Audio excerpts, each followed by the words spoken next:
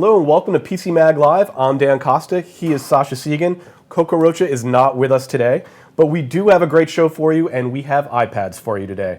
We're going to talk about today's top news first, then we're going to get to a reader question, and then at the end, we will have a stack of iPads, every iPad ever made in one shot, all shown to you live. I'm pretty excited about it. Sascha, we should start off with the big news of the day. The iPad Air goes on sale today. We just picked ours up. This is what we've been waiting for pretty much a year. Yeah, I now have an iPad instead of my head. No, that's not true.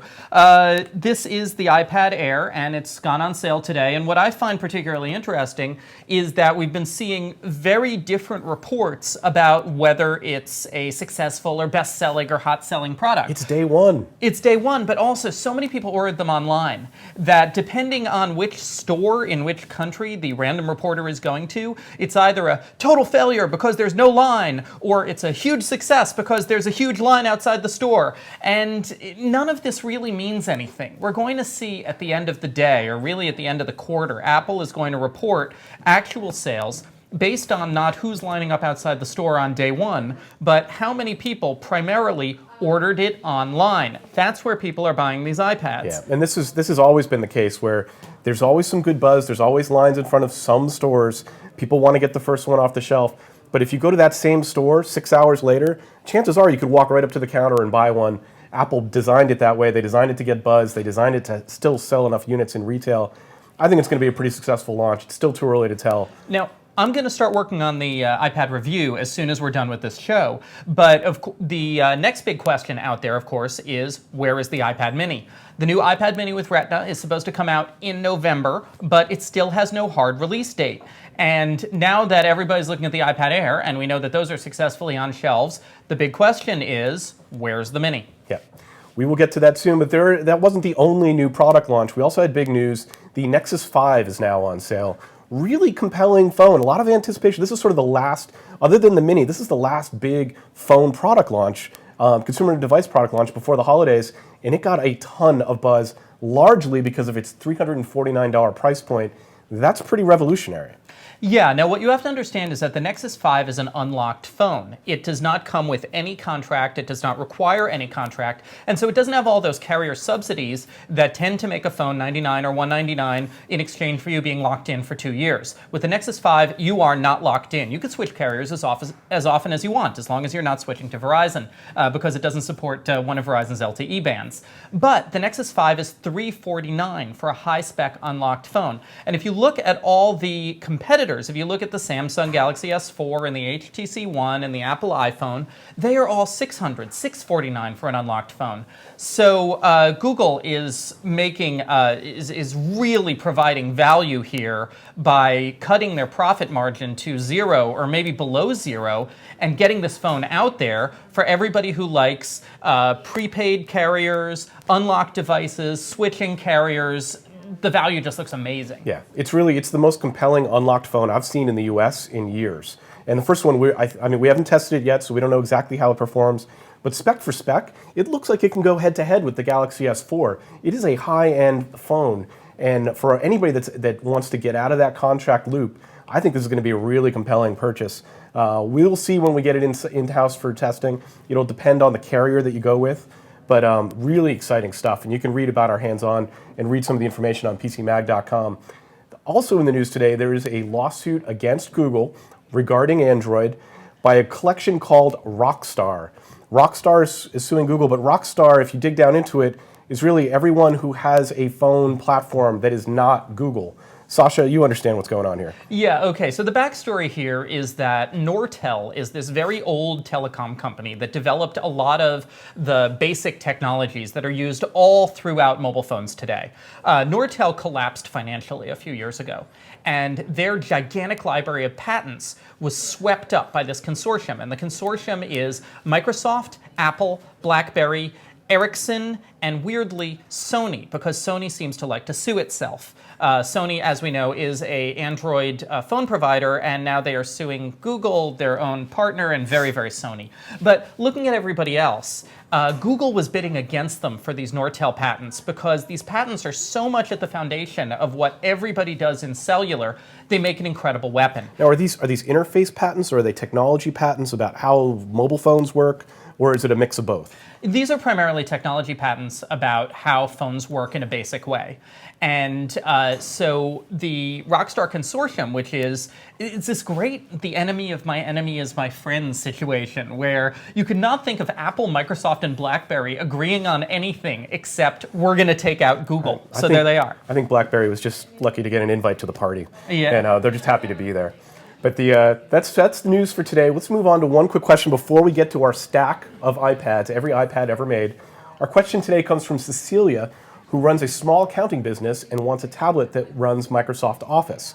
She's heard that Windows RT tablets come with a free version of Office, and she thinks that sounds a little bit too good to be true. In some ways, it is a little bit too good to be true. Sasha, you have strong feelings about getting that free copy of Office with a Windows RT tablet. Well, the thing is, Windows RT tablets come with a free version of Office, but run relatively little else. The problem with Windows RT is it does not run most older Windows software. It does not run most enterprise Windows software. It may not run your accounting package, for instance, but it does run Microsoft Office. But there is a better solution. And that solution is these new Intel Bay Trail-based tablets that are just hitting the market right now. I just wrote a column about one. It's called the Asus T100, but it's not going to be the only one on the market. Dell's putting some out. HP's putting some out. These are under $500 Windows tablets. They run a full version of Office. They run your accounting software. They run everything you would associate with Windows. They look like an amazing value. Yeah, this is what we were waiting for in the tablet space.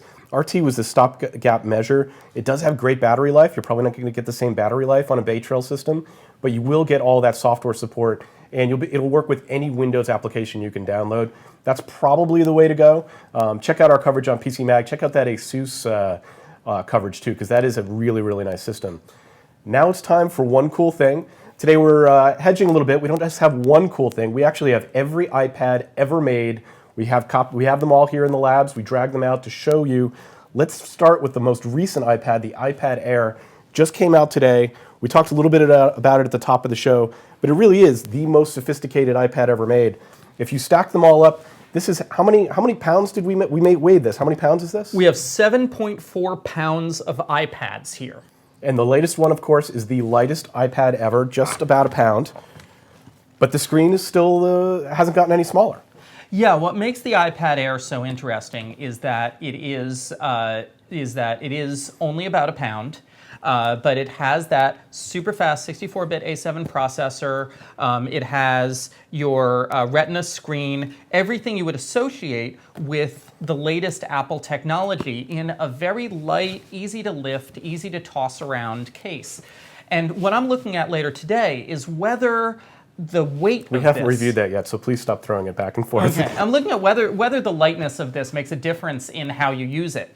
Whether the iPad Air will replace, really, last year's iPad Mini, which a lot of people chose for portability because the 8-inch iPad Mini, this is last year's model, this is not the new Retina one, the 8-inch iPad Mini was the iPad that people could stick in their bag. Well, this one's a little bigger, but it's still very light. So do you not have to cut corners anymore? That's something I'm thinking about. And this is really the most important thing that Apple did with this version of the iPad. There weren't huge bumps in terms of processing powers. There weren't huge changes in storage capacity. You do have iOS 7, but everybody with last year's iPad is going to get iOS 7 as well. It's really where they put all their effort is shaving that extra half pound of weight off, and they're betting that it will change how people use them. They'll carry them around more, they'll be less stationary, they'll be more of an everywhere, all the time device. And now here's your iPad Air versus the last year's iPad, which we call the iPad 4, but that is not the official name. Apple just called it the new iPad at the time. And you can see that last year's iPad, much thicker, much heavier. There's so much more battery in that. And then, of course, going back in time, yep, you go back to the this iPad 2.5? iPad 3. 3. Okay, which also was not called the iPad 3. I believe this was called the iPad with Retina. This is also thicker and at a much slower processor, the iPad 3. The 3's problem was that its processor at the time was not quite powerful enough to handle the Retina screen in some higher-end applications. Now, Nope. The iPad 2? Yep, Apple's still selling this one, which just shocks me, but I think it has a lot to do with education and enterprise sales. So here's your iPad Air versus the iPad 2. Now the iPad 2 does not have a Retina screen. It's selling for $100 less than the iPad Air, but you really want this one instead. Yeah. And finally... Back to the beginning. The device that changed the tablet market. Here is your original iPad. And it's amazing how different this one is. The original iPad, you notice it has no back camera. It's so much thicker. It's got these speakers on the bottom. I mean, it's just a couple of years later, and this just looks like a much more primitive device. And look how dated this this bowed back is. Yeah. When it's all, because they had to fit all that space in there. Johnny Ive would be, not happy with this device today. But now we have the iPad Air. We're going to look at that later today. Once again, here are all the other iPads. All in one shot. That's it for us at PCMag Live today. Indeed. Tune in next week. We'll be back. We're going to have Sascha's review online as soon as he is done. It should be a matter of hours. You can do it in about a half hour, right? Maybe a little bit more than that. But you'll read his full review on PCMag.com. We hope you'll be back on Monday. And remember to send us questions via email, on Facebook, on Twitter, and we will answer them live on air. Thanks for joining us.